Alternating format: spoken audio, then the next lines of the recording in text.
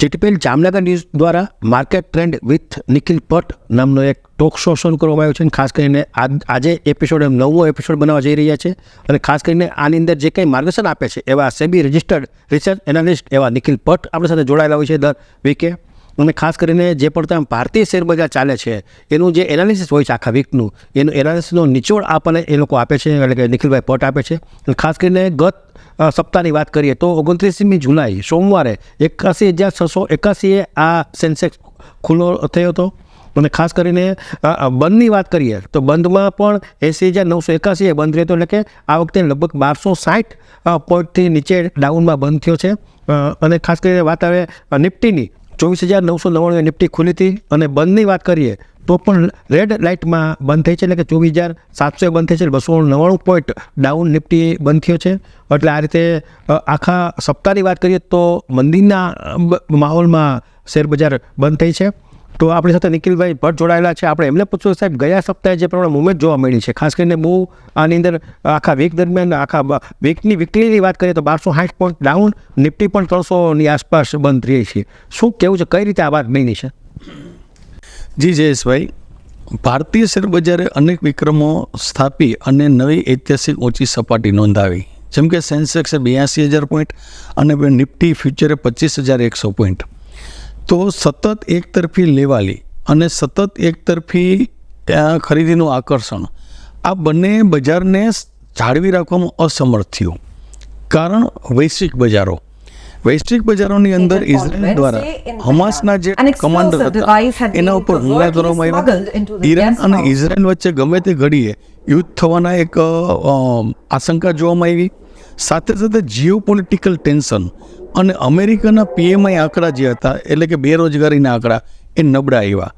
આ વૈશ્વિક સ્તરે અને બીજા નેગેટિવ અમુક પરિણામના અસરોના પગલાંના કારણે ભારતીય શેરબજારમાં સાર્વત્રિક નફારૂપી વેચવાલી જોવા મળી, જેની અંદર વિદેશી સંસ્થાઓ દ્વારા, સ્થાનિક ફંડો દ્વારા અને રોકાણકાર અને ટ્રેડરો દ્વારા એક નફો બુક કરી અને સાવચેતીનો માનસ જોવામાં આવ્યું. અને આ ખરેખર આવું હોય છે, જ્યારે તેજી તરફી ઉછાળા જોવા મળતા હોય ત્યારે થોભો અને રાહ જુઓ અને સાથે સાથે નફાને ઘરમાં બુક કરો. આ એક પ્રકારનું વલણ હતું અને એ અપેક્ષિત વલણ હતું જે જોવા મળ્યું. ખાસ કરીને તમે જે ગયા સપ્તાહે કોલ પણ આપ્યા હતા એમાં ધારો ગોદરેજ કન્ઝ્યુમરની વાત કરીએ, રામકો સિમેન્ટની વાત કરીએ, લુપિનની વાત કરીએ, તો આ રીતે શું મુખ્ય જે તમે આપ્યા હતા કોલ એમાં કેટલા આપણે સફળ થયા છે? જયેશભાઈ, ગયા વખતે મતલબ ગત સપ્તાહે આપણે 3 કોલ આપ્યા હતા અને દર વખતે આપણે 3 કોલ રોકાણકારો અને ટ્રેડરો માટે આપીએ છીએ, જેની અંદર ગોદરેજ કન્ઝ્યુમર સૌથી પહેલાં આપણે ગોદરેજ કન્ઝ્યુમરની વાત કરેલી તો ગોદરેજ કન્ઝ્યુમર 1470 આસપાસનો ભાવ હતો ત્યારે આપણે વાત કરેલી કે 1450-60ની વચ્ચે આમની અંદર રોકાણ કરવું. તો અંદાજિત સાપ્તાહિક 35 રૂપિયાનો ઉછાળો એમાં જોવા મળ્યો. જ્યારે આપણે લ્યુપિનની વાત કરીએ તો 1850ની આસપાસ આપણે લેવાની એક ભલામણ હતી.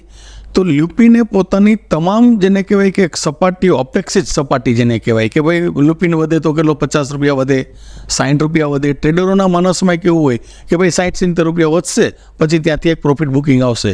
પરંતુ કેન્સરની દવા માટે એ લોકો જે રિસર્ચ કરી રહ્યા હતા એ રિસર્ચની અંદર એમને મંજૂરી મળી અને એક પોઝિટિવ ફેક્ટર જોવા મળ્યું.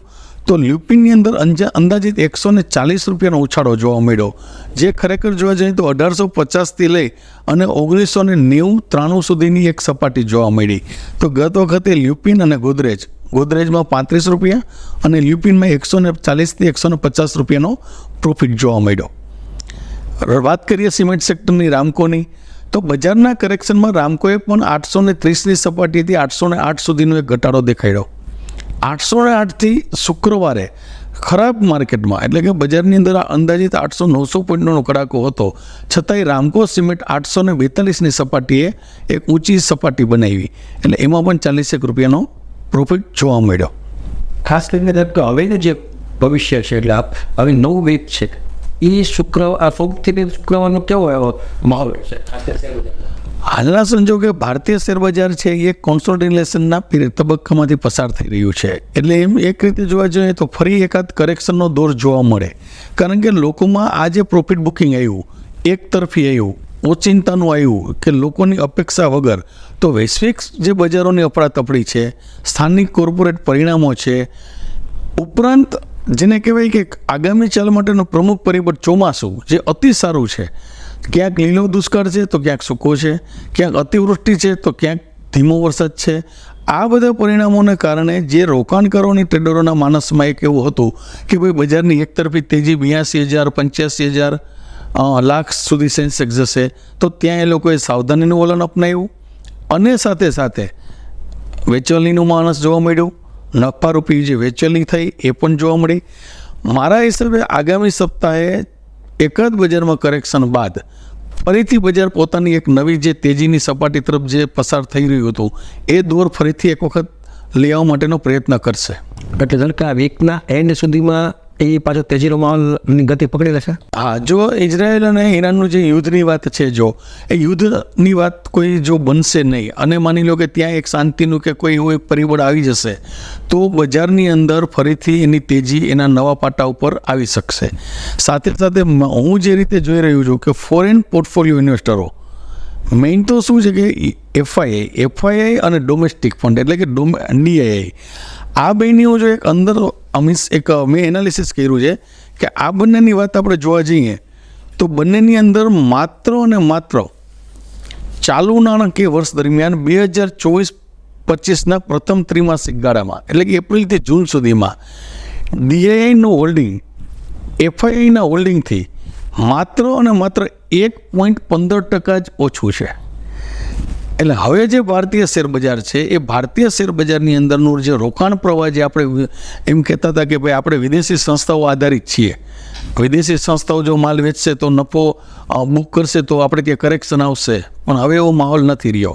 હવે આપણા સ્થાનિક ફંડોએ નવી લેવાલી એસઆઈપીના માધ્યમથી, મ્યુચ્યુઅલ ફંડના માધ્યમથી, અલગ અલગ ડીમેટ એકાઉન્ટ દ્વારા જે ડોમેસ્ટિક ફંડે જે સ્ટ્રોંગનેસ બતાવી છે ઇન્વેસ્ટમેન્ટ બાબતમાં, એટલે એનું 1.15%થી ઓછું રહ્યું છે. એનએસસી ઉપર જે લિસ્ટિંગ કંપનીઓનો હિસ્સો છે એફઆઈઆઈનો એ જૂન ક્વાર્ટરમાં 17.38, જ્યારે ડોમેસ્ટિક ફંડનો 16.23%. એટલે બહુ એક વેરિયસ જેને કહેવાય ને કે 1.15 એટલે બહુ નાનો કહેવાય કે જેનો ડિફરન્સ આગામી દિવસોમાં કદાચ એવું પણ બને કે મ્યુચ્યુઅલ ફંડ અને સ્થાનિક સંસ્થાઓનું રોકાણ એફઆઈઆઈના રોકાણ કરતાં પણ વધી જાય અને આખું શેરબજારનો કંટ્રોલિંગ પાવર ડાયરેક્ટ ઓર ઇનડાયરેક્ટ સ્થાનિક સંસ્થાઓ, સ્થાનિક રોકાણકારો અને સ્થાનિક ટ્રેડરો એના મત ઉપર આખું ચાલતું થાય. તો આ વિદેશી સંસ્થાઓનો એક ભ્રમ હતો ટ્રેડરોમાં, લોકોમાં કે ભાઈ વિદેશી સંસ્થાઓ જો બાઇંગમાં આવશે તો આપણું બજાર વધશે અને જો વિદેશી સંસ્થાઓ વેચવાલીમાં આવશે તો એ ભ્રમ અહીં ખોટો સાબિત થયો છે. ના, પણ તમે આપ જે કહેતા કે ફંડ રોકવાની જે વાત આવે છે એમાં ધારો કે કેન્દ્ર સરકારની જે પ્રમાણે બજેટની અંદર એની જે અમાઉન્ટ છે વધારવાની વાત આવી, ટકાવારી વધારવાની વાત આવી, એની હિસાબે એની કોઈ ટકાવારી વધશે તો પણ પાછી વાત બનશે 100%. વર્તમાન કેલેન્ડર વર્ષ 2024માં પ્રથમ 6 મહિનામાં મ્યુચ્યુઅલ ફંડમાં અંદાજિત 3.9 લાખ કરોડનું રોકાણ થયું છે, જેને આપણે એ રીતે ગણી શકીએ કે મ્યુચ્યુઅલ ફંડના AUMમાં ₹10 લાખ કરોડનો વધારો થયો અને ટોટલ AUM થયું 61.15 લાખ કરોડ. એટલે સ્થાનિક મ્યુચ્યુઅલ ફંડની જે વાત આપણે કરી રહ્યા છીએ એ સ્થાનિક મ્યુચ્યુઅલ ફંડ જે છે એ હવે શેરબજારના માધ્યમને જ પ્રોત્સાહિત કરી છે. સાહેબ, એનો મતલબ એ થાય છે કે ભારત બહુ મોટું છે, એને સામે જે પણ એ લોકો એફડીની અંદર રોકાણ કરતા હતા એ લોકો મ્યુચ્યુઅલ ફંડ તરફ વળ્યા છે. ગોલ્ડની વાત કરીએ તો ગોલ્ડમાં જે લોકો ઇન્વેસ્ટમેન્ટ કરતા હતા એ પણ આમાં વળ્યા છે. અને એટલે આવી નાની મોટી વાતના હિસાબે પણ જે ખાસ કરીને જમીન મકાનમાં રોકતા હતા એ પણ હવે રોકાણકારો આમાં વધ્યા છે, કારણ કે હવે આની જે ટકાવારી છે રિટર્ન લેવાની એ ટકાવારી વધવાને કારણે પણ લોકો આકર્ષાયા છે. અને ખાસ કરીને છેલ્લા વર્ષો દરમિયાન છેલ્લા 2-3 વર્ષમાં જે પ્રમાણે શેરબજારનો આંક સેન્સેક્સ વધી રહ્યો છે અને ખાસ કરીને જે મોટા જે અખબારો છે એની હેડલાઇન બને છે એની હિસાબે વાત બની છે, લોકોમાં જાગૃતિ આવી છે. લોકોમાં જાગૃતિ આવી છે. સેબી દ્વારા અલગ અલગ રોકાણકારોને જાગૃત કરવાના, ટ્રેડરોને જાગૃત કરવાના જે પગલાઓ લેવાઈ રહ્યા છે, અલગ અલગ બજેટમાં પણ જોગવાઈઓ કરવામાં આવી રહી છે.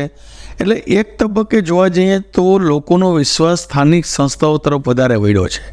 જે એક આપણે એવું માહોલ વિચારીએ કે અમે ડાયરેક્ટ ઇન્વેસ્ટમેન્ટ શેર બજારમાં કરીએ અને બજારમાં ઘટાડો આવે છે, પરંતુ સામે અમે મ્યુચ્યુઅલ ફંડમાં એસઆઈપીના માધ્યમથી કરીએ તો અમને વર્ષે 2 વર્ષે 3 વર્ષે સારો નફો જોવા મળે છે. આ જે પ્રકારની એક વાત બની રહી છે રોકાણકારોના માનસમાં, એ પણ ઇનડાયરેક્ટલી ઓર ડાયરેક્ટલી જે ફંડ છે એ શેર બજારમાં જ આવે છે. એની અંદર મ્યુચ્યુઅલ ફંડ કયા સેક્ટરના સ્ટોકમાં રોકાણ કરે છે એના ઉપર આખી વાત બની છે કે ભાઈ હવે મ્યુચ્યુઅલ ફંડ છે એ લાર્જ કેપ સ્ટોકની અંદર અથવા મિડ કેપ સ્ટોકની અંદર અથવા સ્મોલ કેપ સ્ટોકની અંદર જો પોતાનું ફંડ ઇન્વેસ્ટમેન્ટ કરતું હોય તો એ સેક્ટરના શેરોમાં મજબૂત અને એક વધારા પર જેને આપણે અપેક્ષાથી પણ વધારે નવી ખરીદીનું આકર્ષણ જોવા મળતું હોય એવું લાગે છે. જેમ કે હું વાત કરું તો નિફ્ટી 10 મહિનામાં માત્ર 10 મહિનામાં 5000 પોઈન્ટના ઉછાળા જોવા મળ્યો. તો એની અંદર શું વધ્યું તો કે એની અંદર સૌથી વધારે હિસ્સો વધ્યો બજાજ ઓટોનો. બજાજ ઓટોના શેરમાં 101%, બીપીસીએલ એટલે કે પીયુસી સેક્ટરનો ભારત પેટ્રોલિયમ, તો ભારત પેટ્રોલિયમના શેરમાં 93%નો વધારો, સાથે call India, Mahindra and Mahindra, ONGC અને ટાટા મોટર્સ. આની અંદર પણ અંદાજિત અને હીરો મોટોકોર્પ, આની અંદર પણ અંદાજિત 80થી 90%ના ભાવમાં વધારો જોવા મળ્યો. સાથે Adani ports, power grid corporation અને એનટીપીસી 70થી 78%નો વધારો, અને ભારતીય એરટેલના શેરોમાં 67%નો, અને સન ફાર્મા, ગ્રાસિમ અને સ્ટેટ બેંક ઓફ ઇન્ડિયા એની અંદર અંદાજિત 50%નો ઉછાળો જોવા મળ્યો. એટલે ખરેખર 10 મહિનાની અંદર માત્ર ટૂંકા ગાળામાં 5000 પોઈન્ટ જો વધ્યું છે તો એ 5000 પોઈન્ટની અંદર કયા સ્ટોક વધ્યા? રોકાણકારોના મગજમાં એ જ ક્વેશ્ચન હતો કે ભાઈ અમે તમારી સાથે જોડાયેલા છીએ, અમે તમારા માધ્યમથી જે કંઈ પણ માહિતગાર થાય છે, તો આની અંદર પણ તમે અમને એક એવી વસ્તુ જણાવો કે ભાઈ 5000 પોઈન્ટનો સેન્સેક્સ અને નિફ્ટીમાં જે કંઈ પણ ઉછાળો છે તેમાં કયા સેક્ટરના કયા શેરની અંદર વધારો જોવા મળ્યો. આપણે એમને વાત કરી કે ભાઈ બજાજ ઓટો હોય દો, ભારતી ટેલી હોય દો, મહિન્દ્રા એન્ડ મહિન્દ્રા, તો નેગેટિવ શું? આમાં 5000 પોઈન્ટમાં નેગેટિવ પણ ઇફેક્ટ જોવા મળે. તો નેગેટિવ વૃદ્ધિની વાત કરીએ તો બજાજ ફાઇનાન્સમાં અંદાજિત 8%, એશિયન પેઇન્ટ્સમાં અંદાજિત 5%, ઇન્ડસઇન્ડ બેંક અને એચડીએફસી બેંકમાં અંદાજિત 1%નો ઘટાડો જોવા મળ્યો. મતલબ કે સેન્સેક્સ 5000 પોઈન્ટ વધ્યો, પરંતુ આ 4 થી 5 શેરો એવા છે એની માઇનસ ચાલે છે, એ નેગેટિવ વસ્તુ. એટલે રોકાણકારો જે રોકાણ કરતા હોય છે ને એ પોતાનો પોર્ટફોલિયો કેવી રીતે એને અપડેટ કરવો એ જ અતિ મહત્ત્વનું હોય છે. અને એના માટે સેબી રજિસ્ટર્ડ રિસર્ચ એનાલિસ્ટ હોય જેનું એનાલિસિસ પોતાનું પરફેક્ટ અને અનુભવ પ્રમાણે હોય, સાથે સાથે માર્કેટ ટ્રેન્ડની સાથે પણ એ લોકો ચાલતા હોય, એની સલાહ લઈને રોકાણ કરે તો આ પ્રકારના શેરોની એને માહિતી મળતી હોય. ખાસ કરીને તરફ હવે આપણા છેલ્લો પ્રશ્ન કે જે પ્રમાણે આપણે દર વખતે આપણા જે પ્રેક્ષક ગણ છે જે લોકો રેગ્યુલર આપણું આ ટોક શો જોવે છે તો આપણે તેને ટિપ્સ આપતા હોય છે, પોલ આપતા.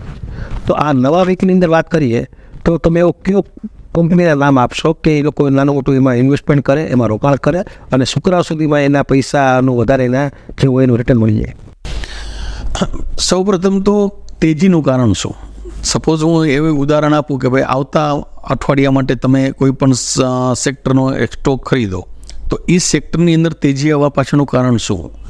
તો તેજીનું સર્વત્ર એટલે કે એક એનાલિસિસ કરીએ તો આપણા જીએસટીની અંદર અંદાજિત 10% વધીને જીએસટી 1.82 લાખ કરોડ થયો.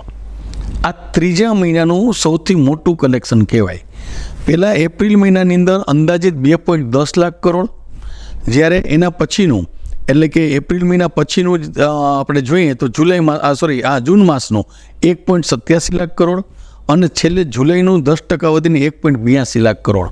તો આ જે જીએસટી અંદાજિત 1.5 લાખ કરોડની ઉપરની જે સપાટી દર મહિને, તો એ ખરેખર વિકાસના કામમાં વપરાશે. અલગ અલગ સરકારની યોજનાઓ છે, ઇન્ફ્રાસ્ટ્રક્ચર ગણો કે અન્ય કોઈ પણ સેક્ટર ગણો અથવા બજેટની જે જોગવાઈ છે એ પ્રમાણે તમે ધ્યાનમાં લ્યો તો એ આ જીએસટીનું કલેક્શન ત્યાં વાપરાતું હોય છે. તો જો ઇન્ફ્રાસ્ટ્રક્ચરની આપણે વાત કરીએ તો અલગ અલગ બજેટની જોગવાઈ પ્રમાણે ઇન્ફ્રાસ્ટ્રક્ચર સેક્ટરની અંદરનો મોટામાં મોટો ફાયદો થાય સ્ટીલ સેક્ટર અને સિમેન્ટ સેક્ટર. તો સ્ટીલ સેક્ટરની અંદર જો હું જોવા જાઉં તો મને ઇન્વેસ્ટમેન્ટ બેઝ એટલે કે એકાદ વર્ષના ઇન્વેસ્ટમેન્ટ માટે જો તમારે ખરીદી કરવી હોય રોકાણકારોએ તો અંદાજિત 155, અત્યારના 160ની આસપાસ ભાવ છે ટાટા સ્ટીલ. ટાટા સ્ટીલ 155-150ની આસપાસ ડિલિવરી બેઝ રોકાણકારે પોતાના પોર્ટફોલિયોમાં 1 વર્ષની સમય મર્યાદાને ધ્યાનમાં લઈ અને રોકાણ કરવું હિતાવહ છે. જે ટ્રેડર્સ છે કે જે લોકો ડેરિવેટિવ્સમાં કામ કરે છે, ફ્યુચર ડેરિવેટિવ્સમાં કામ કરે છે, અને જે લોકોને શોર્ટ ટર્મની અંદર પ્રોફિટ અને લોસ બેયનું માર્જિન રાખીને કરવું છે ટ્રેડિંગ, તો એ લોકો માટે છે એસીસી સિમેન્ટ. સિમેન્ટ સેક્ટરનો અદાણી ગ્રુપનો એસીસી સિમેન્ટ. રામકો સિમેન્ટમાં ને તો હું 2 મહિના માટે હું કેરી ફોરવર્ડ કરું જ છું કે ભાઈ રામકો સિમેન્ટ બહુ સારો સ્ટ્રોંગ સ્ટોક છે. એની સાથે સાથે એસએસસી અત્યારના 2445 રૂપિયાની આસપાસ બંધ છે. તો 2445ની આસપાસ બંધ સ્ટોક જે છે એને તમે 45 રૂપિયાની વધઘટ, ધારો કે સોમવારે બજાર નેગેટિવ ખુલે તો 2380 અને 2400ની આસપાસ ખરીદી કરો. આગામી દિવસોમાં તમને 2500-2550ની ઉપરનો ભાવ જોવા મળે. સાથે સાથે ઇન્ડસઇન્ડ બેંક પણ આ મંદીની અંદર, એટલે કે શુક્રવારે જે બજાર કરેક્શન થયું એની અંદર 1400ની સપાટી તોડ્યું નહીં અને 1400 રૂપિયાથી પાછો બાઉન્સ બેક થવાની શક્યતા જોવાતી હતી. તો 1410 રૂપિયાનો બંધ ભાવ છે. 1380ની આસપાસ સ્ટોપ લોસ રાખો. 1380-1373ને સ્ટોપ લોસ રાખી અને ખરીદી કરનારને 1434થી 1450ની એક રેન્જનો ભાવ જોવા મળે. એટલે ઇન્ડસઇન્ડ બેંક, એસએસસી અને બેન્કિંગ સેક્ટરનો બીજો એક સ્ટોક છે જે લાંબા ગાળાના હેતુ માટે પણ હું કહી શકું રોકાણ કરી શકાય, અને જે ટૂંકા ગાળાના ડેરિવેટિવ ટ્રેડર્સ માટે પણ રોકાણ કરી શકાય. એ છે એક્સિસ બેંક. એક્સિસ બેંક જે છે એ 1160ની આસપાસ એક મૂવમેન્ટ નોંધાવે છે. 1150, 1160, 1166. તો એક્સિસ બેંકની અંદર પણ જે લોકોને ડેરિવેટિવ્સમાં ટ્રેડિંગ કરતા હોય એ લોકો 1144 કે 1130ની આસપાસ ટ્રેડર્સ ફ્યુચર લઈ શકે છે. આગામી દિવસોમાં 1188થી 1203 આ સપાટી એની જોવા મળે. પરંતુ ખાસ સ્ટોપ લોસ ટ્રેડરોએ પોતાના રોકાણ કેપેસિટીને ધ્યાનમાં રાખી અને રાખો. અમે અહીંયાથી જે ટાર્ગેટ આપીએ છીએ એ ટાર્ગેટ માતાજીની બ્લેસિંગથી, અમારા અનુભવથી અને માર્કેટ ટ્રેન્ડ પોઝિટિવ હોવાના કારણે આવી જાય છે.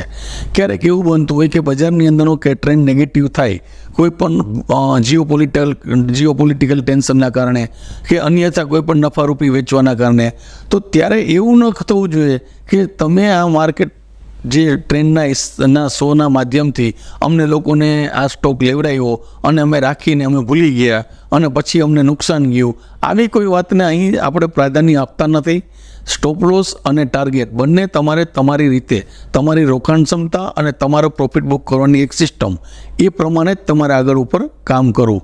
આ સ્ટોકની અંદર અમારું કોઈ પણ પ્રકારનું અંગત હિત જળવાયેલું હોતું નથી, જેથી કરીને કાલ સવારે તમે એમ ન કહી શકીએ કોઈ પણ એમ કે ભાઈ અમે સેબી રજિસ્ટર છે, અમારે કેવું પડે છે કે ભાઈ અમે આ સ્ટોકની અંદર અમારું અંગત હિત નથી હોતું, અને ખરેખર નથી હોતું.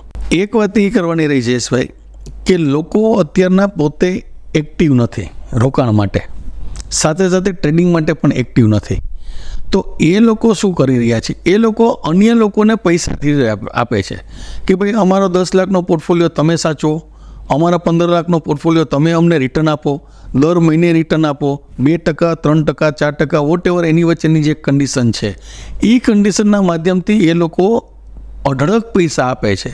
જે લોકો પાસે અનુભવ નથી, જે લોકો પોતે સટ્ટાની અંદર સતત એનું માઇન્ડ સેટ થઈ ગયું છે, એ લોકો નુકસાની કરે છે. હમણાં રાજકોટની અંદર એક પાર્ટી દ્વારા 25થી 30 કરોડ રૂપિયાનું આ રીતના એકાઉન્ટ હેન્ડલિંગ, એને એક નવો શબ્દ આપ્યો છે આ લોકોએ, અમે તમારું એકાઉન્ટ હેન્ડલિંગ કરી આપીએ, અમે તમને નફો કરી આપીએ અને અમે તમને કમાઈને આપીએ. તો ભાઈ આવી કોઈ વાત બનતી જ નથી હોતી. જો લોકો એકાઉન્ટ હેન્ડલિંગના માધ્યમથી આ કરવા માગતા હોય તો એ લોકોએ શું કરવું જોઈએ? એ લોકોએ પોતે આઈપીઓ ભરવા જોઈએ અથવા એને ઇન્વેસ્ટમેન્ટ બેઝ પોતાનું રોકાણ કરવું જોઈએ. મારી એવી એક અંગત સલાહ છે કે જે વ્યક્તિ પોતે તમારી પાસેનું ફંડ લઈ અને તમારા જ જોખમ ઉપર જો એ ટ્રેડિંગ કરતા હોય અને જો એ તમને કમાઈને આપતા હોય અને એ તમને એટલું બધું કમાઈને આપતા હોય, તો પછી તો મારા હિસાબે તો એવું બને છે કે બેન્કિંગ સેક્ટરના જે મોટા મોટા માંધાતાઓ છે, જે ચેરમેન છે, જે ડાયરેક્ટર છે, એ લોકોએ આ લોકોને જ પકડવા જોઈએ કે ભાઈ અમારે બેંકની અંદર આટલો ફંડ આવે છે એફડીના માધ્યમથી, તમે આ એફડી તમે સાચવો, તમે અમને રિટર્ન આપો, અમે પછી આપશું ક્લાયન્ટને. એટલે એક વસ્તુ, આવી કોઈ વસ્તુ હોતી નથી. રિસ્કી કહેવાય. આ બધી વસ્તુઓ એક માનસિકતા છે. સીધું જોખમ તમારા ખભા ઉપર, તમે પૈસા આપો તમારા ને હું તમારા પૈસાનું ધ્યાન રાખું. ડ્રાઈવર એક્સિડન્ટ થાય. એ નીચે ખાય છે એને પછી ખબર પડે કે જ્યારે અંદર પડ્યા પછી, અને પડી ગયા પછી બહાર કાઢવાનું કોઈ હોય નહીં. એટલે આ વસ્તુ જે લોકો, જે રોકાણકારો, જે ટ્રેડરો એક માનસિકતા એવી લઈને ચાલે છે કે અમને શેરબજારમાં ટાઈમ નથી મળતો. તો મ્યુચ્યુઅલ ફંડ નહીં, નથી મળતો. અમે સૌ હવે પૈસા છે. તમે પોઝિટિવ છો કે મ્યુચ્યુઅલ ફંડ છે, પણ they are not accepting mutual fund, they are accepting only the person. કે જે પર્સન એટલે કે જે વ્યક્તિ એને એક સરસ મજાનું આઈસ્ક્રીમ, સરસ મજાનું ભોજન, સરસ મજાની એક સરસ મજાની એક ઓલી શું કહેવાય, એક કોન્ફરન્સ યોજે છે, એક મોટી સ્કીમ આપે છે કે અમે તમને કરોડપતિ બનાવી દઈશું. તો ભાઈ તું બની જાય ને. તમે જો અમને બનાવી દેવા માંગતા હોય તો આવું તો આ દુનિયામાં પુરુષાર્થ પણ આપણે જ કરવો પડે, આપણા ફંડના પોર્ટફોલિયોનું મેનેજમેન્ટ પણ આપણે જ કરવું પડે. બીજી વ્યક્તિ આપણને ગાઈડ કરી શકે, પણ એકાઉન્ટ હેન્ડલિંગનો જે શબ્દ છે એ અમારા મગજમાં ક્યારેય આવ્યો નથી, આવવાનો પણ નથી. અને સેબી દ્વારા આ પ્રકારે એકાઉન્ટ હેન્ડલિંગ કરનારા લોકો ઉપર સદંતર બેન કરી દેવામાં આવ્યા છે. એમને કોઈ એવી પરમિશન જ નથી આપવામાં આવી. હા, એક વાત છે કે પીએમએસ, જે લોકો પાસે 50 લાખ કે 1 કરોડ કે 2 કરોડની એક સીમા હોય, એ લોકો પોતે પીએમએસના માધ્યમથી આ પ્રકારે એક પોર્ટફોલિયો મેનેજમેન્ટ સર્વિસ કરી શકે છે. એ પણ સેબીના રૂલ્સ, રેગ્યુલેશન્સ અને ગાઈડલાઇન પ્રમાણે.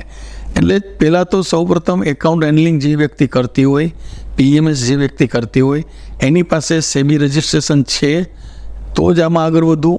અન્યથા આપણે આપણી મૂડીને, એટલે કે પરસેવાની મૂડીને ક્યારેય કોઈ બીજાના અન્યના હાથોમાં ન સોંપવી.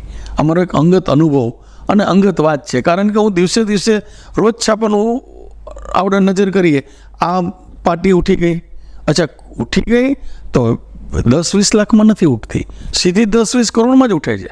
એટલે એનો મતલબ એમ છે, જામનગરમાં પણ ઘણા લોકો આ રીતે ફિક્સ રકમ આપી, 2% આપી દે, 3% આપી દે, વધતી પણ બેટ. હવે હું એક ઉદાહરણ લઈએ આપણે કે ચલો 10 લાખ રૂપિયા તમારી પાસે, જયેશભાઈ પાસે 10 લાખ રૂપિયા છે, અને જયેશભાઈ XYZ વ્યક્તિને 10 લાખ રૂપિયાનું 2% લેખે વ્યાજ માગે છે, તો કેટલું વ્યાજ થયું દર મહિને? 20,000 રૂપિયા. તો તમારા 20,000 રૂપિયા ઇન 10 લાખ ડિવાઇડેડ બાય 20,000 કેટલા મહિના થયા તમે વિચારો?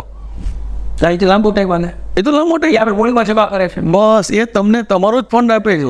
કપાય તો આપે, બાકી તમારા પૈસાનું પ્રોપર રીતે ઇન્વેસ્ટમેન્ટ થતું નથી હોતું. ક્યારેક સટ્ટામાં પડતા હોય છે પૈસા.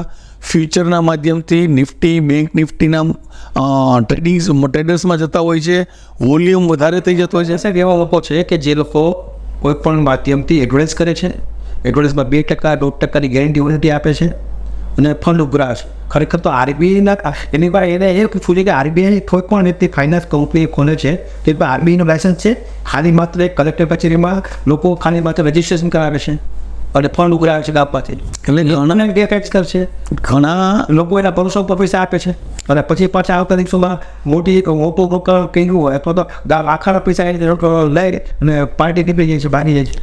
જ્યાં સુધી રોકાણકાર, ટ્રેડર્સ અને સેબી આ 3 જાગૃત નહીં થાય તો સેબી તો જાગૃત થઈ ગઈ છે. વારે વારે સેમિનારના માધ્યમથી, વારે પ્રેસ નોટના માધ્યમથી, જાહેરાતોના માધ્યમથી, even TV media, electronic media, print મીડિયાના માધ્યમથી વારે જાગૃત કરવા માટેના પ્રયત્નો કરે છે. ભાઈ તમે સાયબર ફ્રોડથી બચો, તમે આ પ્રકારની વ્યક્તિઓથી બચો, આ પ્રકારના ટ્રેનિંગથી બચો. પરંતુ જ્યાં સુધી રોકાણકાર અને ટ્રેડર્સ પોતે પોતાની માનસિકતા નહીં બદલે ત્યાં સુધી આ પ્રકારના ટ્રેડ થતા જ રહેવાના જ માર્કેટમાં. અને આ ટ્રેડનો મતલબ એ કેવો છે કે લોકો પાસે ફંડ છે, માત્ર મેનેજમેન્ટ નથી. પણ એટલે જીવનમાં મૂડી તો સાહેબ વધી ને એ તો બને જ છે. આજે બીજા નંબરમાં સાહેબ બને છે એવું કે જે લોકો આ બાબતની એજન્ટ હોય છે, જે લોકો વર્કઆઉટ કરે છે, કારોબાર કરે છે, તેના સગા સંબંધી પહેલાં ટાર્ગેટ કરે છે કે આ સીન દીકરો છે, આ પાયનો દીકરો છે, આને તો આ પ્રો વ્યક્તિ ખોટું કરે. સાહેબ આ પણ એક વાત કરે છે ને, 5% માર્જિનવાળી વાત હોય છે. હું તમને આ માર્કેટ ટ્રેન્ડના માધ્યમથી મારા દર્શકો, મારા રોકાણકારો, મારા મતલબ ટ્રેડર્સ, જે લોકો અમને લોકોને એટલે કે આપણી ટીમને, અમને લોકોને જે સાંભળી રહ્યા છે અને જે લોકો એક્સેપ્ટ કરી રહ્યા છે, એ લોકોને માત્ર હું ખાલી એક જ વાક્યમાં પૂર્ણ વિરામ આપી દઈશ કે મારું ડીમેટ એકાઉન્ટ નથી, મતલબ મારું ટ્રેડિંગ નથી. હું માત્ર ને માત્ર રિસર્ચ એનાલિસ્ટ તરીકે સેવા આપી રહ્યો છું. એટલે મને કોઈ સ્ટોકની પ્રત્યે જે તટસ્થ, સારું, સચોટ અને સરળ જે હશે એ જ હું કહીશ. બીજી વસ્તુ, મારા ફેમિલી મેમ્બર્સમાં એટલે કે મારા પપ્પાનું એકાઉન્ટ હોય, મારા વાઈફનું એકાઉન્ટ હોય, અથવા માની લો કે મારા બ્રધરનું એકાઉન્ટ હોય, એને કોઈ દિવસ હું ક્યારેય કોઈ પણ એક પણ પ્રકારની ટિપ્સ કે એક પણ પ્રકારની માહિતી કે એક પણ પ્રકારની રેકમેન્ડેશન આપતો નથી. કારણ કે હું મારા ફેમિલીને રેકમેન્ડેશન આપું છું, એને નુકસાન જાય કે એને માની લો કે પ્રોફિટ થાય, એનો ભાગીદાર હું નથી. અને એવી કોઈ પણ વસ્તુ આપણે રિસ્ક ફેક્ટર છે. આ તો સ્ટોક માર્કેટ છે. આજે પ્રોફિટ થતો હોય તો નિખિલભાઈ બહુ સારા, અને જો લોસ જાય તો કે નિખિલભાઈને ક્યાં ફાવે જ છે કંઈ. તો આવી બધી વાતોમાં નથી પડવું. આપણે એક જ વસ્તુ કરવાની, તમે તમારા પોર્ટફોલિયોનું મેનેજમેન્ટ બહુ સારી રીતે કરી શકતા હોય અને તમને પોતાને એમ લાગે કે આપણે એક્ટિવ છીએ અને રોકાણ કરવા માગીએ તો પહેલાં આઈપીઓથી શરૂ કરો.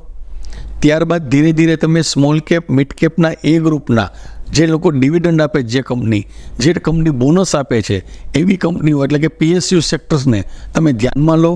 અને ત્યારબાદ પણ જો તમને એમ લાગે કે ના, હવે આપણી પાસે એક સફિશિયન્ટ પ્રોફિટ છે અથવા આપણી પાસે સફિશિયન્ટ ફંડ છે ટ્રેડિંગ કરવા માટેનું, તો તમે ડેરિવેટિવ ટ્રેડિંગ કરો.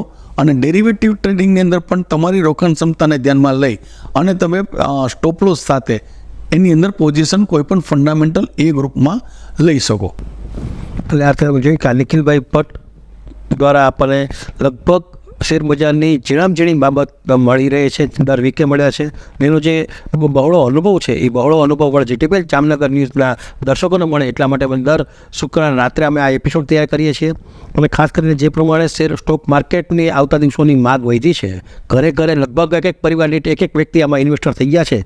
રૂપિયો બહુ નાનો થઈ ગયો છે અને લોકો આમાં બધા કીધું ને કે FDમાંથી લોકો પેમેન્ટ કાઢી અને શેરબજાર તરફ વળ્યા છે. ગોલ્ડની વાત કરીએ તો ગોલ્ડની અંદર પણ જે પોતાની જરૂરિયાત પૂરતા દાગીના વસાવે છે ને બાકી વધારાના પેમેન્ટ છે એ આમાં સ્ટોક માર્કેટમાં રોકે છે. અને વાત આવી જમીન મકાનમાં, તો જમીન મકાનમાં જોઈએ એવી તેજી જોવા નથી મળતી. એને કારણે પણ જે રિટર્ન મળવું જોઈએ એ રિટર્ન નથી મળતું. એટલે લોકો હવે સ્ટોક માર્કેટ તરફ વળ્યા છે, લોકો મ્યુચ્યુઅલ ફંડ તરફ વળ્યા છે, લોકો SIP તરફ વળ્યા છે. અને ખાસ કરીને હવે જે ભારતીય શેર બજાર છે એ એક જે તે સમય સલામતીની વાત હતી જ, પણ હવે તો ગ્રોથની વાત આવી ગઈ છે. હવે ગ્રોથ થાય છે એટલે ભારતીય શેર બજાર ઉપર ઓલ ઓવર વિશ્વનો વિશ્વાસ વધ્યો છે એ નક્કી છે. અત્યારે આ એપિસોડ અહીં પૂર્ણ કરીએ છીએ અને આવતા દિવસોમાં આવતા વીકે ફરી મળશું. જય હિન્દ, જય ભારત.